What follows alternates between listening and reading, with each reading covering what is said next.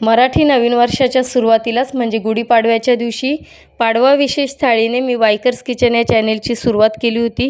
तर सगळ्यांनी भरभरून दिलेल्या प्रतिसादाबद्दल सगळ्या व्ह्यूअर्सचे आभार मानते आणि इथून पुढेही माझ्या चॅनेलला प्रतिसाद द्या. ज्यांनी सबस्क्राईब केलं नसेल त्यांनी चॅनेल सबस्क्राईब करा. व्हिडिओ आवडल्यास लाईक शेअर करा आणि कमेंट्स करून मला अवश्य सांगा. तर आता 10-15 दिवसाच्या गॅपनंतर व्हिडिओ आलेला आहे, त्याबद्दल अगदी दिलगिरी व्यक्त करते आणि व्हिडिओला सुरुवात करते. नमस्कार, मी स्वप्ना वायकर वायकर्स किचनमध्ये तुमच्या सगळ्यांचं मनापासून स्वागत करते. तर पाडवा विशेष थाळीमध्ये सुरुवातीला मी बासुंदी करते. तर बासुंदीची रेसिपीसाठी बघा अर्धाच लिटर दूध टाकलेलं आहे, परंतु मोठ्या पातेल्यात टाकायचं जेणेकरून कंटिन्यू आपल्याला दुधाला एक साधारण 5 मिनिट उकळी घ्यायची आहे. दूध उतू जाऊ नये यासाठी मोठ्या पातेल्यामध्ये ते उकळायला टाकलेलं आहे. दुसरीकडे इकडे तूप टाकलं आहे चमचाभर आणि 100 ग्रॅम इतका म्हणजे अर्धा वाटी इतका खवा टाकलेला आहे. तर याचं प्रमाण खव्याचं तुम्ही अजून कमी करू शकता, कारण 1 लिटर दुधाला साधारण 150 ग्रॅम खव्याने बासुंदी भरपूर होते, म्हणजे व्यवस्थित अशी घट्ट होते. खूप जास्त घट्ट झाली की मग तिला ते रबडी टाईप टेक्स्चर येतं. त्यामुळे या खव्याचं प्रमाण तुम्ही थोडंसं कमी करू शकता. तर आता बघा सतत दुधाला उकळी येऊन द्यायची. त्याच्यामध्ये मी चमचा ठेवलेला आहे, जेणेकरून त्याला उकळी आली तर ते उतू जाणार नाही अशा पद्धतीने. आणि एक 5 मिनिट त्याला कंटिन्यू उकळी येऊन द्यायची. दुसऱ्या गॅसवर मी इकडे खवा व्यवस्थित तांबूस कलरवर परतून घेते आहे. बदामाची पूड करून टाकलेली आहे, साधारण 7 ते 8 बदामाची याच्यामध्ये पूड करून टाकलेली आहे, जेणेकरून आपल्या बासुंदीला खूप छान असं टेक्स्चर येईल. आणि सतत एक 5 मिनिट 5-6 वेळा उकळी येऊन दूध खाली जातं. ह्या प्रोसेसमध्ये बघा पाहू शकता साईडने सगळी जी साई आलेली ती साई मी खरडून घेतलेली आणि चमच्यामुळे आपलं दूधही उतू गेलं नाही मोठ्या पातेल्यात टाकल्यामुळे. दुसरी कामंही आपली त्यावेळेस होऊन जातात. तर अशा पद्धतीने मी अर्धा लिटर हे जे दूध आहे ते थोडंसं अगदी किंचित प्रमाणात आटवून घेतलं आणि आपल्या खव्याच्या कढईमध्ये टाकून दिलेलं आहे. व्यवस्थित सगळं मिक्स करायचं आहे, कारण जो दूध टाकल्यानंतर खवा एकत्र येतो तो व्यवस्थित सगळा मेल्ट झाला पाहिजे. अशा पद्धतीने मिक्स करून घ्यायचं आहे. अर्धी वाटी खवा होता, अर्धा लिटर दूध आहे बरोबर. दूध जे आहे ते मी स्पेशल दूध घेतलं होतं, गोकुळचं स्पेशल दूध. तर अर्धी वाटी खवा, अर्धा लिटर दूध आणि आपल्याला अर्धी वाटी साखरेचं प्रमाण वापरायचं आहे. तुमच्या गोडीनुसार थोडंसं तुम्ही जास्त करू शकता, पण ह्यामध्ये प्रमाण अगदी व्यवस्थित झालं होतं. जास्ती काही टाकायची गरज नाही लागली. 1-2 चमचे तुम्ही एक्स्ट्रा टाकू शकता. वेलची पावडर भरड करून टाकलेली आहे आणि माझ्याकडे केसर शिल्लक नव्हतं, म्हणून मी थोडासा कलर येण्यासाठी येलो फूड कलर जो आहे माझ्याकडे तो टाकलेला आहे. फक्त 3 ते 4 थेंब इतकाच टाकला आहे. खूप जास्त पिवळसर अशी हळदीच्या कलरची बासुंदी नसते. जो बासुंदीला कलर येतो बरोबर अगदी तोच कलर आला आहे.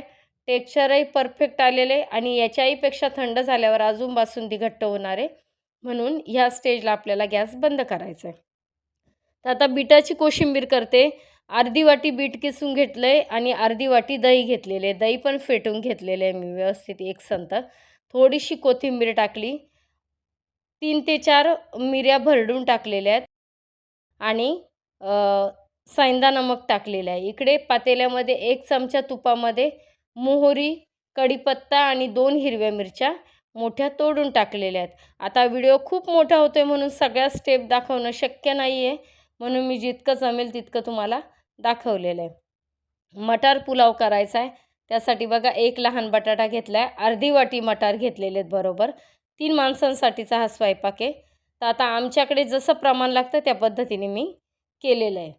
तर कढीपत्ता, आलं लसूण, कांदा आणि टोमॅटो तयारी करून घेतलेली आहे चिरून. आता बघा कुकरमध्ये तेल टाकले साधारण 1.5 पळी. मोहरी जिरी टाकून तेजपत्ता टाकलेला आहे. कांदा टाकून घ्यायचा आहे. अद्रक लसूण जे ठेचून घेतलेलं होतं ते टाकलेलं आहे. मी मिक्सरमध्ये कशाचाच वापर केलेला नाही. सगळं नॉर्मल असं ठेचून घेऊन वापरलेलं आहे आज. तर टोमॅटो टाकून घ्यायचा आहे. कांदा थोडासा तांबूस कलरवर आल्यावर टोमॅटो टाकून परतून घ्यायचा आहे. 1 वाटी भरून इतके आपल्याला तांदूळ घ्यायचे आहेत. साधारण 100 ते 150 ग्रॅम इतके हे तांदूळ, बासमती तांदूळ वापरले, कोणताही वापरू शकता. गरम मसाला घेतला बघा घरगुती.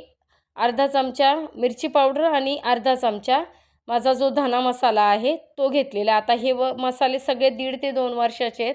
कलर थोडासा उतरला आहे. ह्या वर्षी मी धना मसाला केला, त्याची लवकरच व्हिडिओ चॅनलवर येईल, तो नक्की पाहू शकता तुम्ही. तर आता बघा मसाले टाकून घेतले, हळद पावडर टाकली आणि बटाटे जे आहेत ते टाकून घेतलेत. आता खूप दिवसातून व्हिडिओ करायला घेतल्यामुळे माझ्याकडून थोडासा व्हिडिओ मध्ये स्किप झालाय, तर थोडंसं सांभाळून घ्या त्याबद्दल. तांदूळ मी लगेचच धुवून टाकलेले आहेत, त्याच्यामुळे आज मी 2 ते 3 शिट्ट्या घेणार आहे. नाहीतर हे तांदूळ आपण अर्धा तास भिजवून टाकले तर एका शिट्टीमध्ये होतात.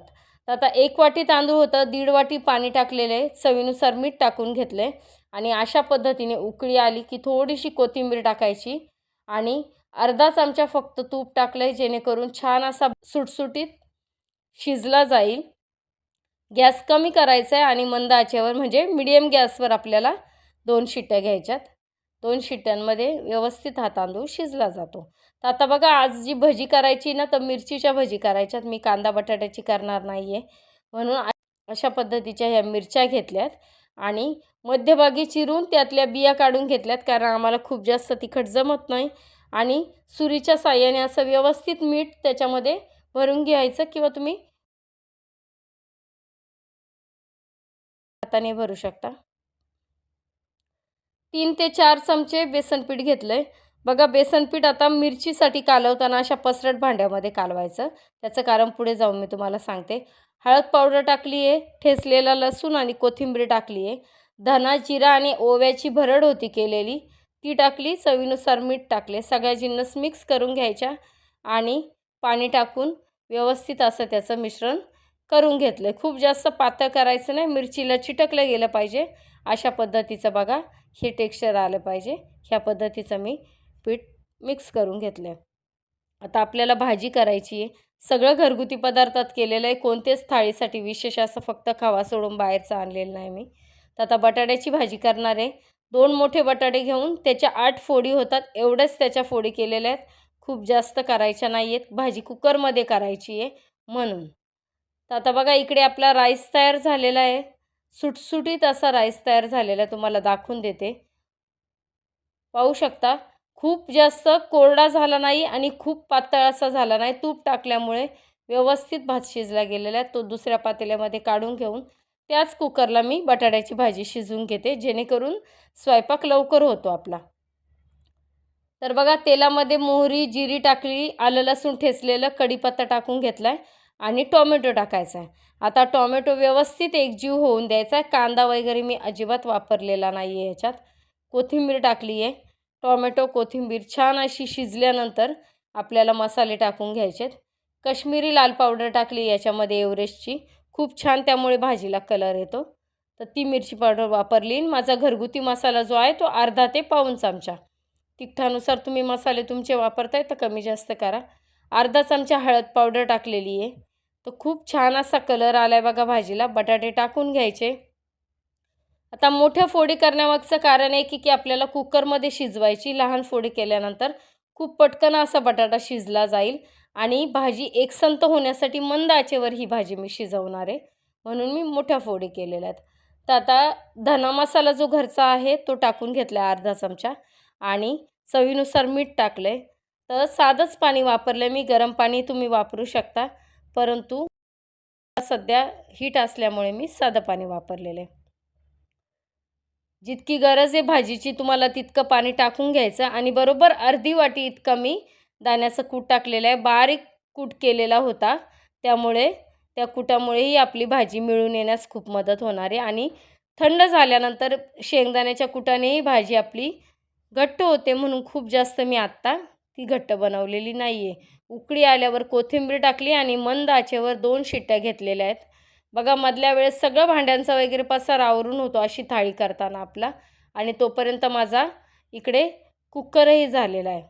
तर बघू शकता, तवंग छान आलेला आहे आणि दिसते त्यापेक्षा अजून भाजी माझी घट्ट होणार आहे, म्हणून मी सुरुवातीलाच पाणी खूप जास्त टाकलेलं नाही आहे. थंड होते तशी तशी भाजी घट्ट होते. आता 2 वाट्या पीठ घेतलं आहे मी इकडे, गव्हाचं पीठ. पाव वाटी रवा घेतला आहे. चवीनुसार मीठ टाकायचे आणि अगदी थोडीशी मी किंचित साखर टाकलेली चवीला.